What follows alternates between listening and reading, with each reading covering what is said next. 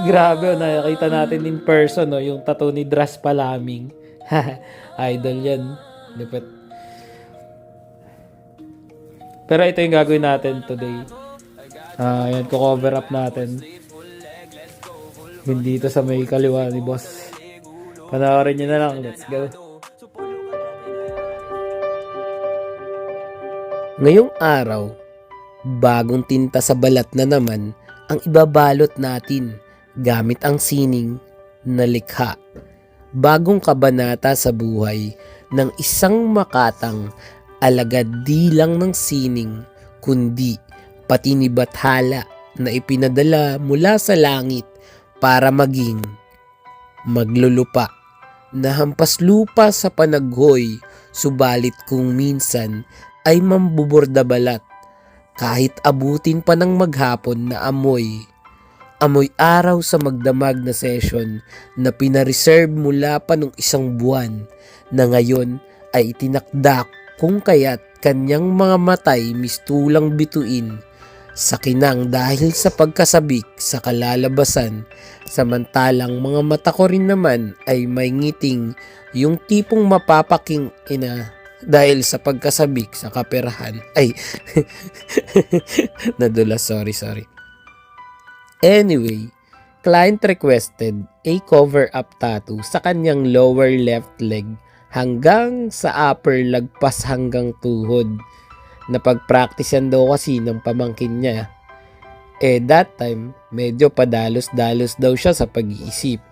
Ang nag-send nitong liham sa atin ay isang ang pumayag sa isang nagpa-practice mag-tattoo. At kung kaya naman, eto sa ngayon ay napagpasaya na niya na takpan na ito. Ako naman, wala akong duda sa pain tolerance ni Bossing. Kasi magkabila ang braso niya lang naman ay full sleeve. May tattoo sa likod, sa dibdib at sa leeg. Sus, ka-basic ang tattoo sa kanya. Yung tipong para lang nagmerienda sa tindahan kung bumisita sa mga tattoo shop. Yung mga madalas pa sa kanya magpatato sa mag-birthday. Yung tatanungin siya kung may lagnat pag di niya kasama yung tattoo artist. Well, di siya na. Kakaingit no. Ako, napasabi na lang talaga ako ng sana all. Pangarap ko din kasi yung ganyan. Kaya lang sa ngayon, parehas half sleeve pa lang yung meron ako.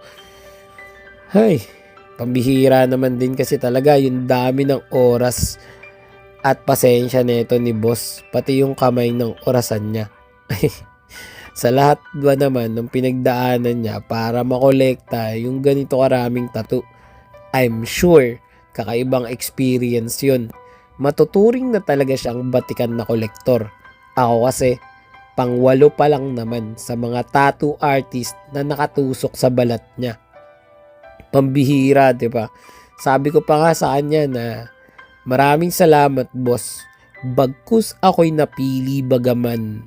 Di natatangi kumpara sa dami ng mga bukod tangi na may angking kausayan. Sino ba naman ang tulad kong isa lamang, hamak na baguhan, 2 taong gulang pa lamang sa larangan.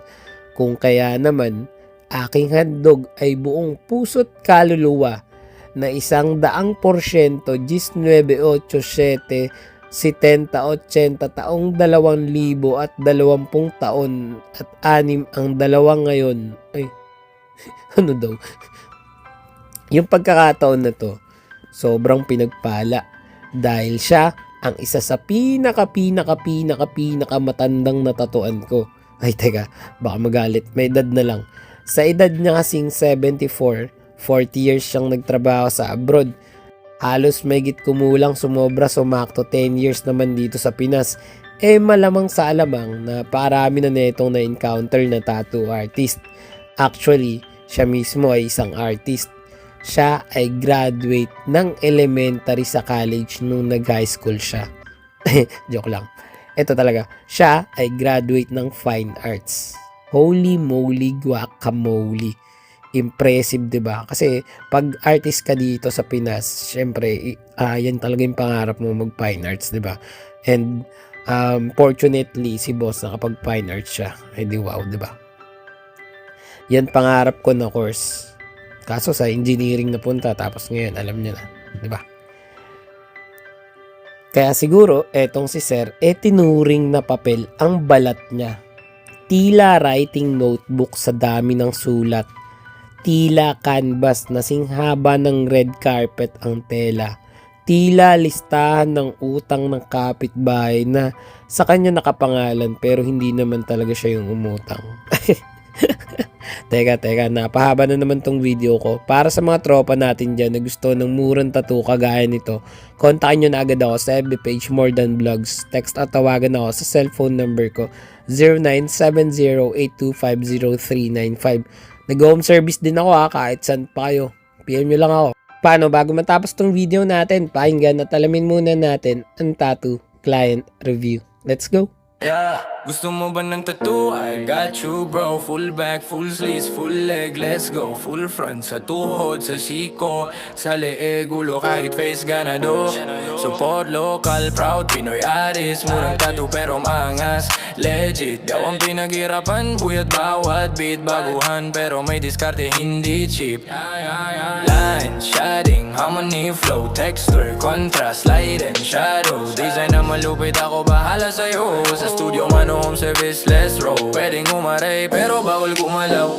Precision sa Boss, tapos na yung tattoo natin. Ano masasabi mo? 10. 100%. Yun, si Bossing, taga Quezon. taga Quezon province pa yan.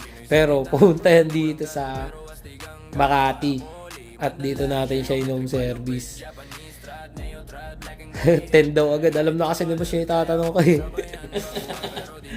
Pero, ano boss, grabe sa tuhod. Oo. Ang sakit niyan. Oo, pero ayos mo. Galing. Hindi nagmamadali. Humildado 100%. Ayos. Kulit ka pa ba boss? Oo. Ito pa, oh. Yun na. Enhance. Salamat boss sa tiwala. Okay, thank you. Salamat. From shoulder hanggang wrist, legs to ribs, sa likod ng tenga sa chest. No miss, minimalist over style. Yo pick, every session parang track real slick. Pagsulat ng balat, parang bar sa mic. Flow steady, bawat linya. Tatak Pinoy pride, hindi ako magpapahuli. Solid outcome, di magpapauli. Check my craft, bawat stroke may puso. Pinagbuyatan kaya siguradong goods to support. Local, proud Pinoy sa tinda. Murang tattoo pero astig ang gawa. Poly, mandala, geometric malupit, Japanese.